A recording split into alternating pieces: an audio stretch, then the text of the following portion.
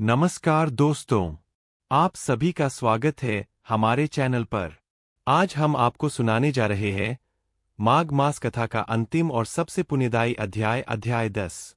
इस कथा को अंत तक जरूर सुनिए क्योंकि इसमें छिपा है जीवन को बदल देने वाला संदेश। कथा प्रारंभ। राजा मांधाता ने देवर्षि नारद से हाथ जोड़कर पूछा, हे नारद जी, आपने माघ मास की महान महिमा बताई। अब कृपा कर यह बताइए कि इसका अंतिम और सर्वोच्च फल क्या है। नारद जी मुस्कुराते हुए बोले, राजन, माघ मास केवल स्नान या दान का ही नहीं, बल्कि आत्मा की शुद्धि और मोक्ष का मार्ग है। माघ स्नान की महिमा।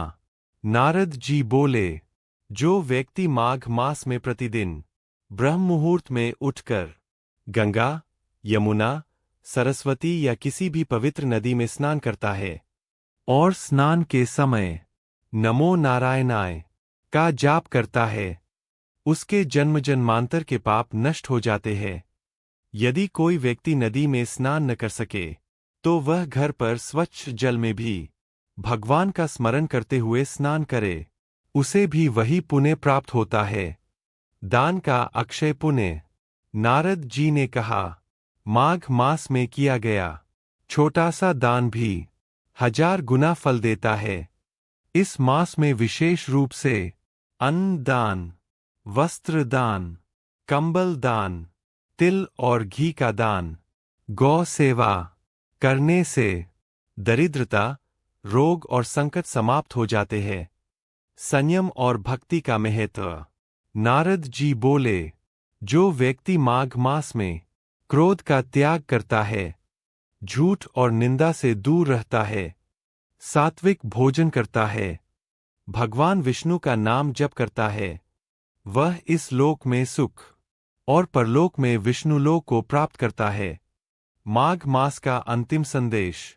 नारद जी ने राजा से कहा, राजन, माघ मास का असली फल तभी मिलता है जब मन शुद्ध हो।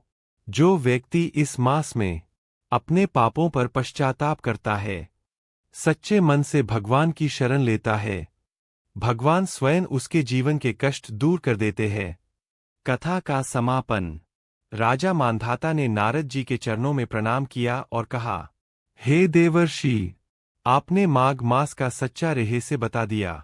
नारद जी बोले, जो मनुष्य श्रद्धा से इस कथा को सुनता या सुनाता है, उसे भी माघ स्नान के समान पुण्य प्राप्त होता है। आज की सीख। माघ मास केवल एक पर्व नहीं, बल्कि जीवन को पवित्र बनाने का अवसर है। वीडियो के अंत में बोलें, अगर आपको यह कथा अच्छी लगी हो तो वीडियो को लाइक करें, चैनल